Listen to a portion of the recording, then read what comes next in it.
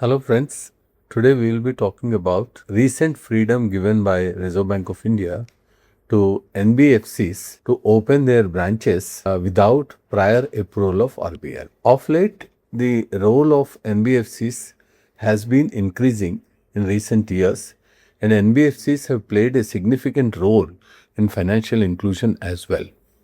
NBFCs provide credit to underserved and unserved micro entrepreneurs, providing a source of livelihood to millions across diverse geographical terrains and borrower target groups where traditional banks are unable to reach. NBFCs thus work to ensure last mile connectivity.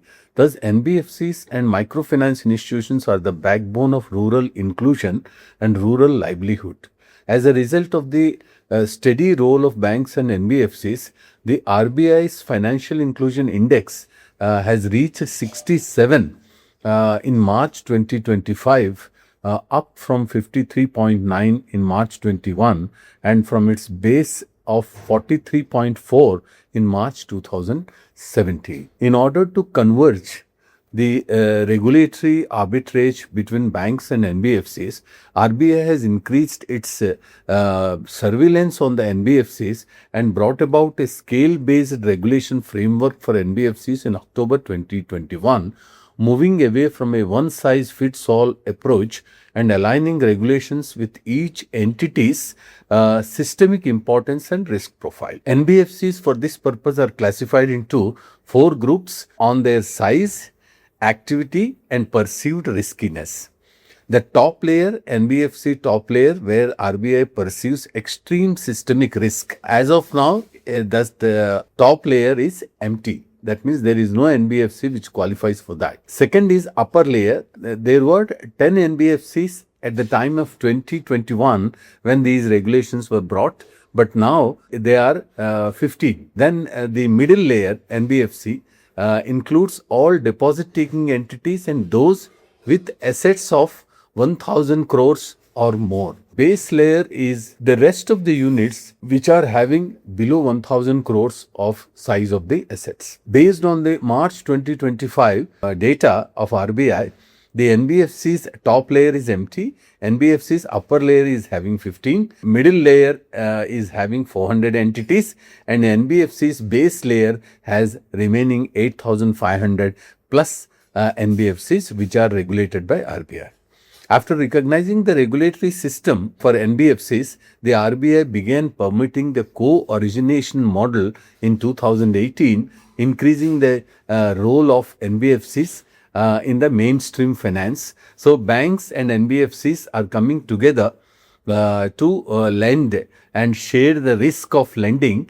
And the scheme of co-lending has been expanded in November 2020, and RBI introduced a twin-layered co-lending model, which has been further broadened in January 2026 and allowed co-lending, removing the limitations of lending to the priority sector.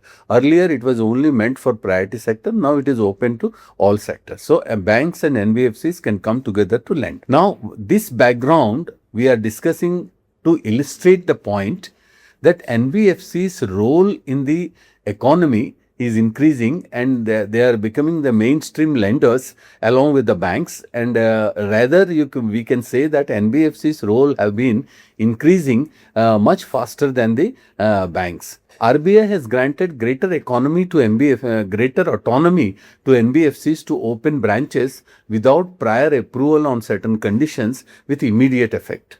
If the net owned funds of an NBFC is up to rupees 50 crores or has a credit rating below AA, they may open branches or appoint agents within the state where its registered office is situated. And if the net owned fund exceeds rupees 50 crores and the credit rating is above AA or above, it may open branch or appoint agents anywhere in India. That freedom has been given. This kind of freedom was given to banks way back in 2013, where the banks were permitted to open bank branches without prior approval of RBI. RBI has been making efforts to bring both banks and NBFCs on one platform so that they can collectively contribute to the lending operations and they will be able to share the risks together. Going forward, as far as the NBFCs are concerned, the number of the brick and mortar branches has was close to about 32,000 branches by March 2025. Their asset size, the bank's asset size is 312 lakh crores. That is 83% of the assets are with the banks, 17% are with the non-banks.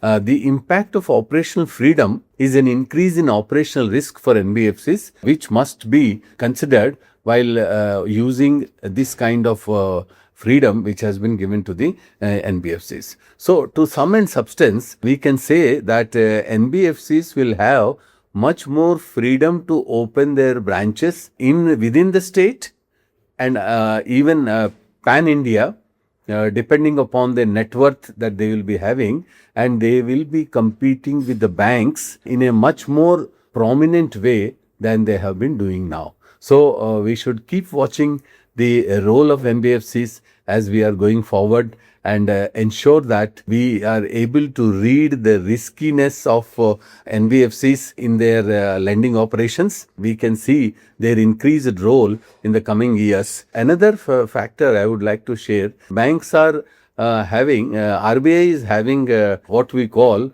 the prompt corrective action against banks if their certain performance parameters are below the stated level. The prompt corrective action, if we can recall, after the asset quality review was introduced in the banking system in 2015, then 11 banks were put under prompt corrective action. That same tool of prompt corrective action was also extended to NBFCs now. So gradually the regulatory arbitrage between banks and NBFCs are is being reduced and the efforts are made to increase the role of NBFCs as lenders in the financial system. So in the coming times, we will see more what we call active role of NBFCs as they go on expanding the branch network. But they will have to be mindful about the operational risks to which they will be exposed when they use these freedom which has been given by the banks. But it is a very interesting feature for all of us to keep a watch on how the NBFCs utilize their freedom and grow together along with the banks, continue to serve the unserved and underserved segments more prominently. So we will be discussing more about these kind of developments in the BFSI sector. Till we meet in the next video, I would like to wish all of you all the best and thank you for watching. If you have not subscribed so far to this channel, please do subscribe. Share this information with your friends. They will be benefited. And the very purpose of this channel is to disseminate knowledge and discuss some of the developments that do take place in the BFSI sector as we go forward when we are trying to prepare the banking system and the financial system to gear up to meet the challenges of Viksit Bharat 2047, by when we are expected to become developed economy with GDP rising from the present level of 4 trillion to over 30 trillion and the per capita income from $2,500 as of now to above $12,000 per annum. So let's see how it evolves over a period of time. Thank you very much for watching.